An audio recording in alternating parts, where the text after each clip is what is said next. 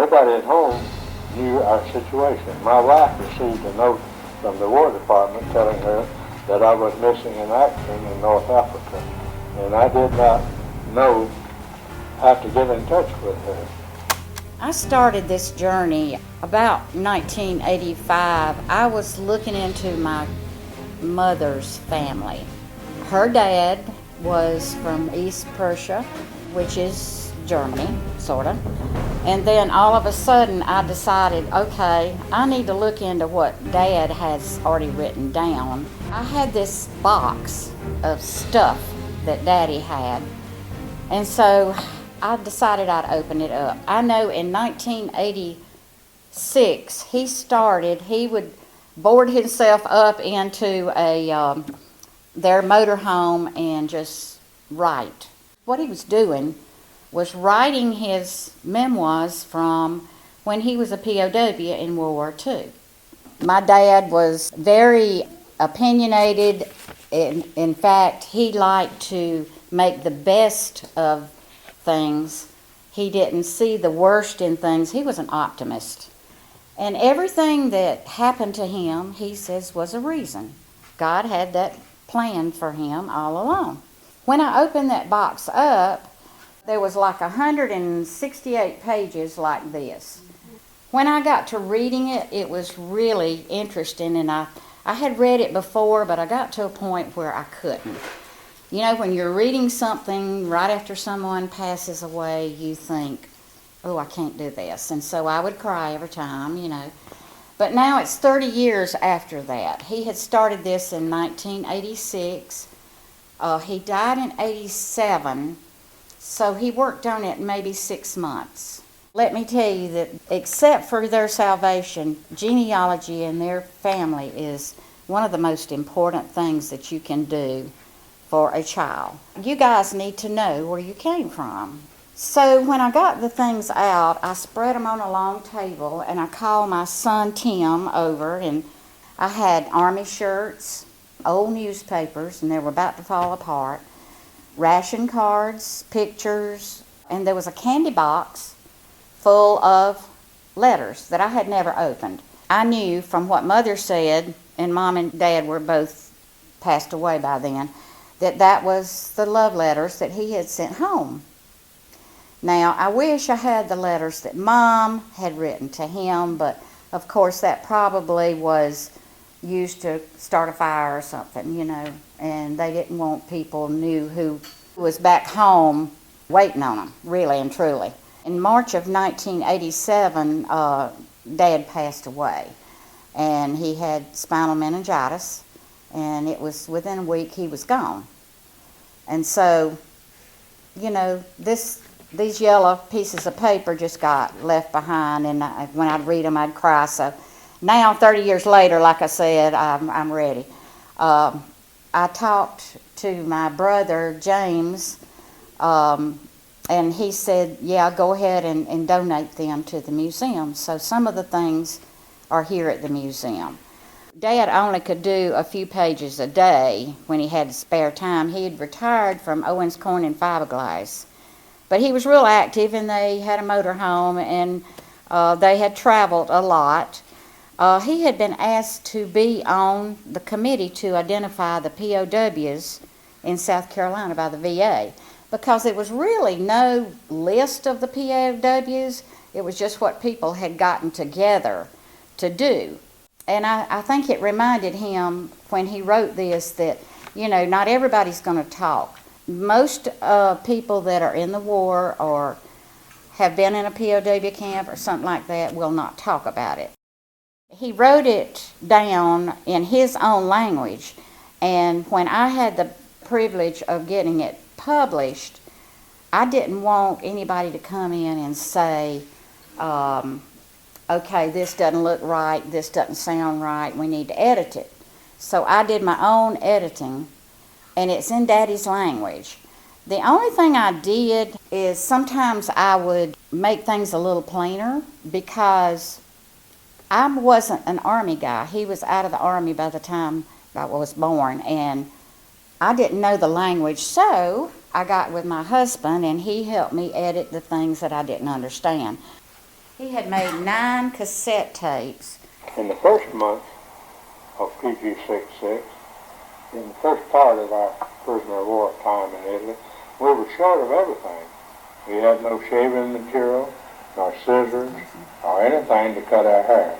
We traded for a razor blade and a razor, and most of us shaved our head because of the lice. I went 30 days without cutting my hair, or shaving, or brushing my teeth. Boy, I was a mess. My mama's and daddy's wedding date was December the 7th, 1941. Now, Dad was already in the Army. He had asked for a leave to come home so he could get married on the 7th of December.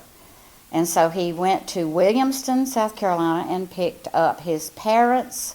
On the way, they turned the radio on, and there's no cell phones, guys, back then. So he heard on the radio that something had happened in Hawaii. And so he listened a while, sat on the side of the road and listened a while, and he went to Mom's house and to pick her up, and he says, I got to go back to my base. I can't get married right now. Now, if that had been me, I don't know what I'd have said, but I thought in my head, okay, was he really wanting to get married, you know? But anyway, she says, okay. So it's been 2 or 3 days getting back to his base at Fort Bragg. And when he did, his CO told him to go back home, get married. That'd be the best thing to do. Wait for his orders. And so he went back. They got married on the 9th of December, 1941. Was at home for 20 days, I believe it was, and then shipped out. And she didn't see him again in about 3 years. Of course, they wrote a lot of letters. There was 85 letters that Dad wrote home to her. She kept all of them. So I put them all on this, what camp, because they're all stamped with a camp letter. And so that helped me figure out where he was at what time. Now, when he shipped overseas, there was a conflict at Kasserine Pass, and he was captured. He was high up on a hill. He was captured because they had to surrender, because the Germans were coming in, and they could see them a little bit better than they could see them. So he was captured and taken to Italy, which was German control then. He stayed there for several months and in a camp in Italy, and then the Allies started moving them westward, and so they took all the prisoners and they took them to Germany, and he was in 3 more camps there. So in all, there was 27 months that he was in different places. And in all those times, they had to figure out how they were going to get food. The Germans were having a hard time feeding them. I began to find some people that knew Dad that he had mentioned in there. Facebook helps a lot too. Sometimes you can find people through them. But there's military records. There's POWMIA records that you can find stuff. And so the people that he mentioned in this book, I was able to find some of them.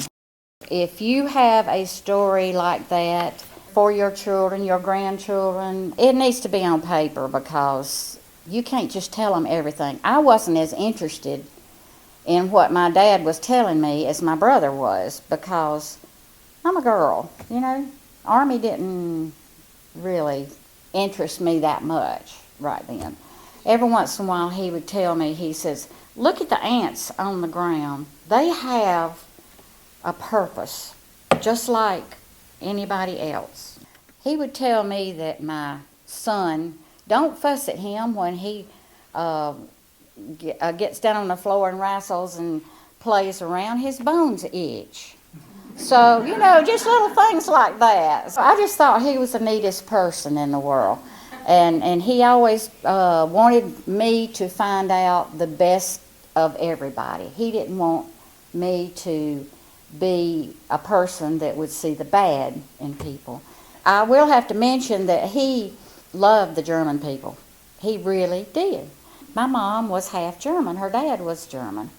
And I thought that was really neat, too. I'm getting on up there, too, and getting older, and I want my children, my grandchildren, to know exactly what Dad went through, because freedom's not free. And one of his favorite quotes was, "I think that the POW camp saved my life." And it did.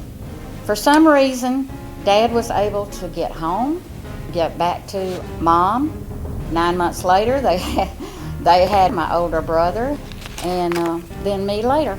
And I am just really thankful